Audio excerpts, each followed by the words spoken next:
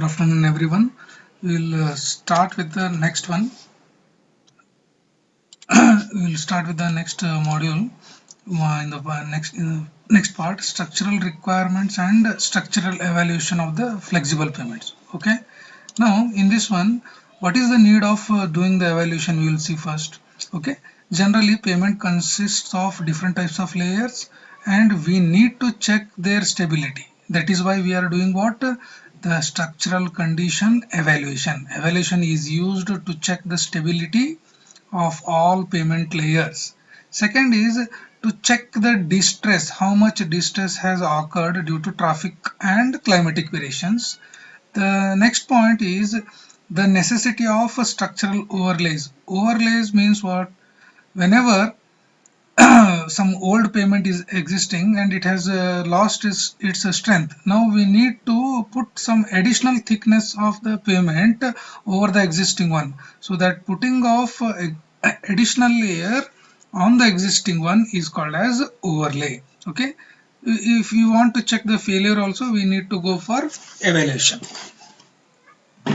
Okay, so 4 points: needing stability, distress checking, overlay putting, and failure checking. Okay, what are the factors affecting this condition? We all know that it is a subgrade strength, payment structure, loading condition, moisture condition, temperature, and payment iteration and distress. These are common things, factors affecting it. NDT test, in the structural evaluation method also we have so many types. In that, one of the type is NDT. NDT means non-destructive. You are not disturbing any payment, only from the surface or some other parameters you are checking its condition. You are checking the condition, or you are evaluating the condition of the payment using NDT. Okay, so what we are doing? Evaluation of its adequacy and its load carrying capacity without disturbing the components. So we have so many advantages for NDT. It is a low cost, no disturbance, no damage, sufficient measurements can be taken. These are some of the advantages. Okay, in that NDT we have so many types: static method, impulse method, vibratory method, and wave propagation method. Okay, in the static method, load is applied statically, okay, or very slow moving load.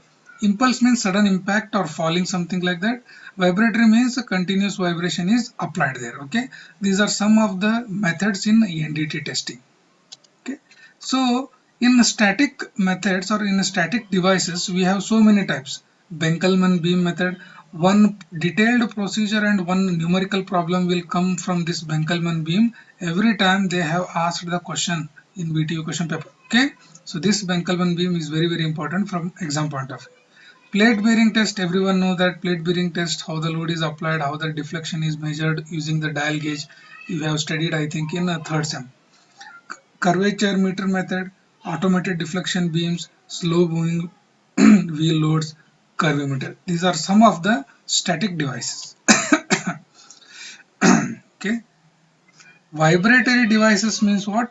Dynafleet, that instrument is there, Roadrater, impulse device, FWD, that is falling weight detectometer, and the last one is wave propagation method. Okay, these are some of the vibratory devices. Okay, this is one typical photo of a plate bearing test. I think you have studied in a third sem. There is a continuous load applied on a bearing plate, and its deflection or settlement of the soil is studied through this deflection gauge. The pressure or the load is maintained, and that is continuously readings are taken from this gauge. Okay, so by plotting the load versus deflection graph, you can measure the subgrade modulus. This you have studied. Okay, this is one side photo of conducting the plate bearing test. This is the plate, circular plates. Through this horizontal cylinder, the load is applied through this. These are what? Pressure gauge and dial gauge. Okay, this is one vibratory method. The equipment name is a Dynafleet. This is the schematic view. You understand only this one. This is a trailer. These two bottom wheels are there, no? One and another side is there. These two are called as rollers or vibratory wheels or loading wheels. Through this vibrations, loads are applied, and this is continuously moved from one place to another place slowly at a required speed. These are all called as geophones. Okay, these are all called as geophones. Through this, okay, through these geophones, the deflection profile is measured. Simple procedure. Through these two loads, through these two wheel loads, load is applied, and the deflection on the pavement surface is measured by this geophones. That is the principle. Okay, so Dynafleet measures the deflection basin caused by two sinusoidal loads. Two sinusoidal loads are what? This and another side is there. Okay, deflection basin is measured by geophones. Deflection basin means the curve will be like this, the slow curve will be there, and that value is being observed by these five geophones. Okay, in the is side view, these two are the wheels. Through this loads is applied, and these are the geophones. Okay, so this is again schematic view top side. The load is applied from this and this. The deflection is measured respective this geophones, through these geophones. The geophone center to center distance is 12 inch, that is 1 feet. 1 feet. The distance between two wheels is 10 inch by 10 inch. Okay, this is the deflection profile. This is the deflection basin. Nearest to the wheel, the geophone measures the largest deflection. As the for next to next geophones appears, the deflection are getting lesser and lesser. Okay, so this way deflection is measured, and this is used to evaluate the condition of the pavement. Okay, so this is the theory what we have just discussed. In Dynafleet, light load is fixed with the frequency device generated. The force is generated, and 5 geophones are used in a two-wheel trailer. Okay, so remote control mechanism is also there to move the loads. Load is generated by two counter eccentric masses, and dynamic load is generated at 453 kg distributed between two wheels, and 5 geophones are mounted. This is a simple procedure. If you see the diagram, you will understand. This is the road rater. Mechanism is same. There two wheels were there. One here, one central base plate is there. Through that vibratory load is applied. The plate is just below this one. Vibratory plate is applied, and again geophones are installed on this measuring device. Okay, if you see this one, you can understand. There is a one central plate. On this vibratory load is applied.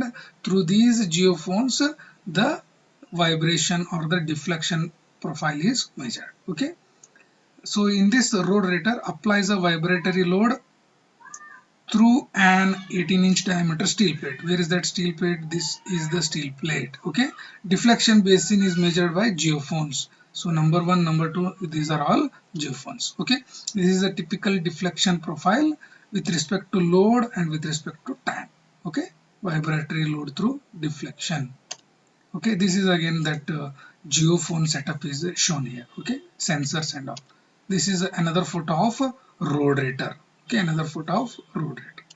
Okay, so that the theory, capable of varying both load magnitude and frequency. So here magnitude of static load is varied by transferring weight of the trailer from the travel wheels to the deflection load plate. So weight can be altered. Okay, so to increase or decrease the dynamic load, the hydraulic jack is raised or lowered, something like that. What are these velocity transducers? These are nothing but the deflection measuring devices. Okay.